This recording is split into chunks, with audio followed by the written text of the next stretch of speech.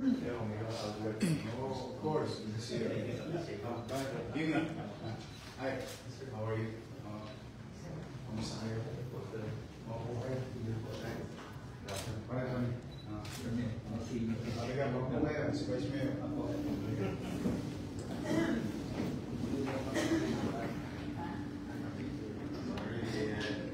Busy days nowadays kasi maraming mga sa ito. Sabi nga ni Paris, kayong holiday. My sister was here paying the real estate yesterday. Oh, holiday yesterday. Holiday. Sinabi ko sa akin, meron daw. But every Saturday, the last Saturday was December 10. So that yung mga taong bayan magkaroon ng access to pay their obligation with very good discount. 20%. Yun ang hinahabol naman kasi hanggang Monday. Tomorrow. 10, no? Tomorrow, no? After that, it's going down to 15. So we try to accommodate as many as we can because the design was to ease the taxpayer. So it's a pure intention of the city gumaan sa mga taxpayer. Although kailangan namin ng cash. But I don't want people to suffer.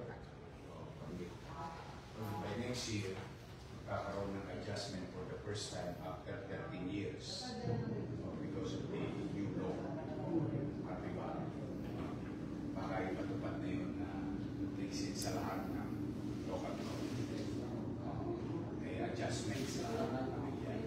So I ngayon, ang gusto ko makapay man lang ng diskwento ng mga taxpayer.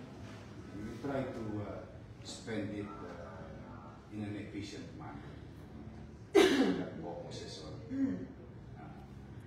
MBN, which is called minimum basic needs. Kaya thank you sa inyo. Happy siya, kahit holiday meron. Hindi ako naman kay Vice Mayor na 10 minutes lang tapos na. Ang bilis. Ano pa, PWD ang kapatid. So, the process was very fast. Talaga, happy sila. Happy. A lot of changes was made in the way it is before, during my first term. Introduce ko na yun yung assistant. Kaya lang napago. Kaya lang binalik ko ulit. Babae ka na lang buwis, ang upusumig ako. The least thing that you can have for the city government is pangiti ka man lang na hindi na sayang araw mo. And in fact, even the working class who wishes to pay, hindi na namin ni-store yung Monday to Friday niya. Pwede siyang Saturday, which happened last Saturday. Alam namin nung last Saturday, kasi katrabaho, sayang naman yung kita niya. Tapos, some already are very happy. They are now paying online. Yung aming pamilya, kasi nag-digitize talaga. Parang hourly na magpupunta rito, traffic.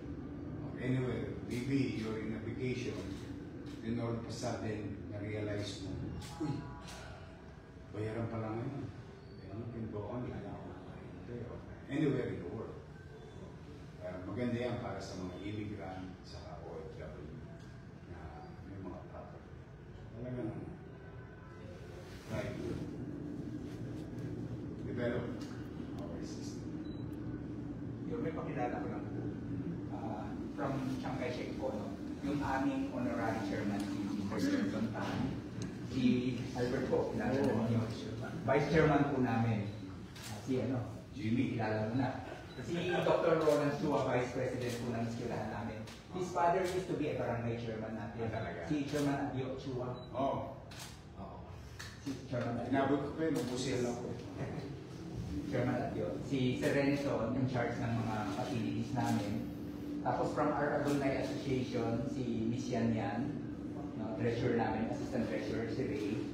Former president ng alumni, kilala niyo rin yan. Panahon ng COVID, yung mga guys natin ng alumni association ng Chiang Kai-shek.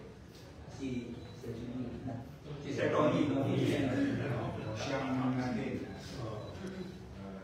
sa mga ayos sa downtown. May mga downtown Tony, Filipino Chinese activities sa Manila Chinatown Development Office. Siya ang si Tony kasi, ito, hindi kong taga Maynila. Kung ano pa rin, second generation.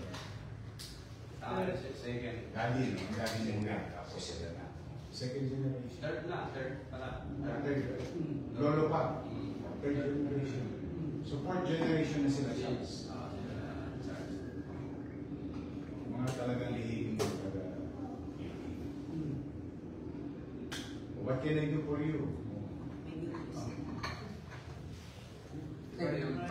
Pasalamatan muna namin si Yorme. Gawaan natin mga BCCO. Yung sa likuran, naalala pa namin Yorme ng Shanghai Chef, yung daanan mula sa tennis court. Maraming salamat po. Binalikan ko nung last month eh.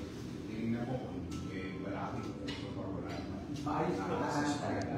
Daanan talaga. Binigyan ko kay Ibay. Dahil natin sa mga estudyante yan.